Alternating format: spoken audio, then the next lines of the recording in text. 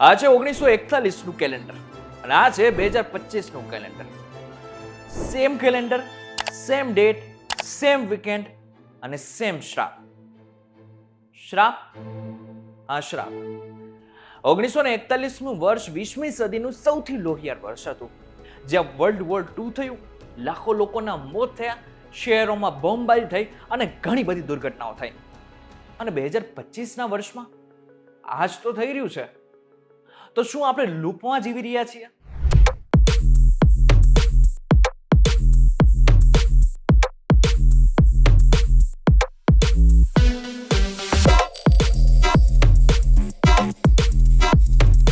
નમસ્કાર, welcome back focus VTV digital ઉપર તમે જોઈ રહ્યા છો ડેઈલી ડોઝ અને હું છું આપનો દોસ્ત કરણ ચડોતરા.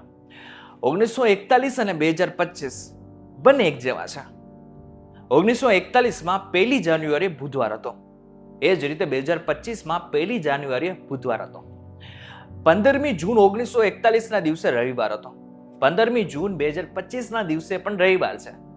31 ડિસેમ્બર 1941ના દિવસે પાછો બુધવાર હતો અને એ જ રીતે 2025માં 31 ડિસેમ્બરે બુધવાર જ છે. હવે આ તમને કદાચ સંયોગ લાગતો હશે. હવે તમને થોડુંક અંદરની વાત કહું. 1941માં એવું કંઈક બની ગયું હતું કે જેની દુનિયાને કોઈ જ કલ્પના નહોતી. 1941માં વર્લ્ડ વોર II એની ચરમસીમાએ હતું. હિટલરે યુરોપને ખતમ કરી નાખ્યું હતું. જાપાને પર્લ હાર્બર ઉપર હુમલો કર્યો હતો અને લાખો લોકો મરી ગયા હતા. બોમ્બ ધડાકા, શહેરોનો વિનાશ અને એક એવો શ્રાપ જે દુનિયાએ ભોગવ્યો. પણ એક મિનિટ, 2025માં પણ આવું જ કંઈક નથી થઈ રહ્યું? રશિયા અને યુક્રેનનું યુદ્ધ ચાલી રહ્યું છે. અત્યારે ઈરાન અને ઇઝરાયલ યુદ્ધના આરે ઊભા છે. ઇઝરાયલ અને હમાસ વચ્ચે યુદ્ધ છેલ્લા ઘણા મહિનાઓથી ચાલી રહ્યું છે. આ બધાની જ વચ્ચે હમણાં ટૂંક સમયની અંદર એવું લાગી રહ્યું છે કે ચીન અને તાઇવાન પણ યુદ્ધ કરી શકે છે. ડ્રોન હુમલા, સાયબર વોર અને આર્થિક સંકટે દુનિયાને ઘેરી લીધી છે. આ તો દુનિયાની વાત કરી રહ્યા છીએ. ભારતમાં પણ કેટલું બધું થઈ ગયું. છેલ્લા 6 મહિનાની અંદર ભારતમાં ઘણું બધું એવું થઈ ગયું છે કે જેની કલ્પના આપણને કોઈને નહોતી. હમણાં અમદાવાદમાં પ્લેન ક્રેશ થયું, જેમાં 241 કરતા વધારે લોકોના 3 સેકન્ડની અંદર મૃત્યુ થઈ ગયા હતા. મહાકુંભમાં ભાગદોડ મચી, જેને જ કારણે ઘણા બધા લોકોના મોત થઈ ગયા. હમણાં બેંગ્લોરમાં સ્ટેડિયમની બહાર પણ આ જ પ્રકારની કઈ ઘટના બની કે જેમાં પણ ઘણા બધા લોકોના મોત થઈ ગયા. અને આટલું જ નહીં, ભારત અને પાકિસ્તાન વચ્ચે અત્યારે યુદ્ધ જેવી સ્થિતિ આવીને ઊભી છે.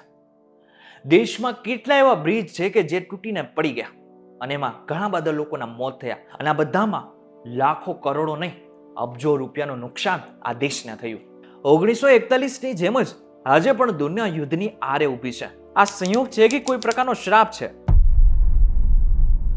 શું ખરેખર આપણે કોઈ લૂપમાં જીવી રહ્યા છીએ? કારણ કે 1941માં જે પ્રકારની ઘટના બની એ જ પ્રકારની ઘટના 2025માં કેવી રીતે બની રહી છે? 1941માં દુનિયા લોહીથી લથપથ હતી અને 2025માં જુઓ આપણી આસપાસ. તમને બધું જ સેમ નથી લાગતું? આપણે એ જ જગ્યા ઉપર નથી ઊભા કે જે જગ્યા ઉપર આજથી ને 1941માં એ બધા જ લોકો ઊભા હતા. 1941માં આર્થિક સંકટ હતું અને આજે દુનિયાની મોટી અર્થવ્યવસ્થાઓ ડગમગી રહી છે.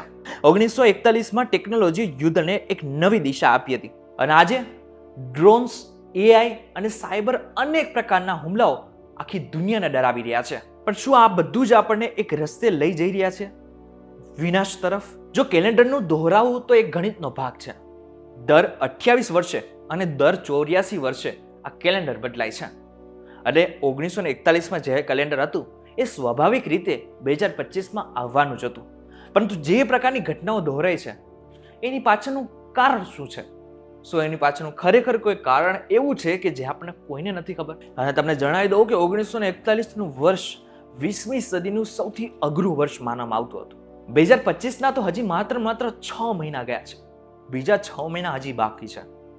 અને 6 મહિનાની અંદર આપણે એટલું બધું જોઈ નાખ્યું છે કે જેની કલ્પના કદાચ આપણને ક્યારેય નહોતી. પરંતુ હવે બીજા 6 મહિનાની અંદર શું થઈ શકે છે એ જો તમને ખબર હોય ને તો વિડીયોની નીચે કોમેન્ટ સેક્શનની અંદર ચોક્કસથી જણાવજો. અને આની વચ્ચે તમને કંઈ અલગ લાગે છે? શું ખરેખર 1941માં જે થયું છે એને જ કારણે 2025માં બધી જ ઘટનાઓ થઈ રહી છે? શું દુનિયા આપણને કોઈ સંકેત આપવા માંગે છે? શું ભગવાન આપણને કોઈ સંકેત આપવા માંગે છે? અને બધાની વચ્ચે તમને જણાવી દઉં કે આ જે પણ માહિતી આપી છે ને એ બધી જ માહિતી માત્ર મેં તમને જાણકારી માટે આપી છે. મારો ઉદ્દેશ્ય તમને ડરાવવાનો નહોતો, પરંતુ જે પણ કંઈ થઈ રહ્યું છે એ ચોક્કસથી આપણને અંદરથી ઝંઝોડી નાખે છે. ત્યારે આ વિડીયો તમને પસંદ આવે ને તો મેક્સિમમ લોકો સાથે શેર કરજો, અને વધારે વિડીયો ગમ્યો હોય ને તો નીચે લાઇકનું બટન હશે એ દબાવી દેજો, અને નીચે સબસ્ક્રાઇબનું બટન પણ હશે એ પણ દબાવી દેજો, જેથી તમને આવા વિડીયોઝ ચોક્કસથી જોવા મળે. ફરીથી મળીશું એક નવા વિડીયો સાથે, એક નવા કોન્સેપ્ટ સાથે. ત્યાં સુધી મને રજા આપો. નમસ્કાર.